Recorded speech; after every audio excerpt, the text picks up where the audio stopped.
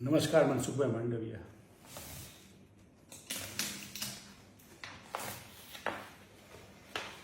મનસુખભાઈ, આપને નહીં ધ્યાનમાં હોય પણ મારી ઓળખ આ હતી ને આ ઓળખ હેઠળ 10 વર્ષ દરમિયાન માણાવદરના વંથલીના ખેડૂતોના પ્રશ્નો હોય, બિયારણના હોય, ફર્ટિલાઇઝરના હોય, ધોવાણના હોય, પાક વીમાના હોય, ખેડૂતના પ્રશ્નનો સૌથી મોટો અમારા વિસ્તારમાં હતો અથવા ગુજરાતના 57 તાલુકામાં હતો તે ડાર્ક ઝોનનો હતો.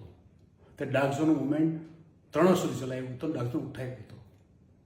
તે જુનાગઢ માટે 600 કરોડનું અભિયાન સરકાર પાસે પાછા લેવાના, જુનાગઢમાં લોકશાહી અભિયાન ચલાવ્યો આખા જિલ્લામાં, ને આ સિવાય જુનાગઢના ગરીબો વંચિતો માટે એક બીપીએલ સહાયતા અભિયાન ચાલુ કર્યું હતું. તે અભિયાન સોમનાથમાં, જુનાગઢમાં, પોરબંદરમાં, રાજકોટમાં, જામનગરમાં 5 થી 6 જિલ્લાની અંદર 21 તાલુકામાં આખું અભિયાન ચલાવ્યું હતું.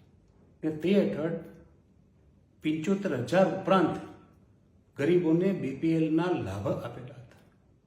આ મારું કામ હતું, આ મારી ઓળખ હતી. તેની ઉપર ભારતીય જનતા પાર્ટીએ પોતાની ઓળખ લગાડી દીધી.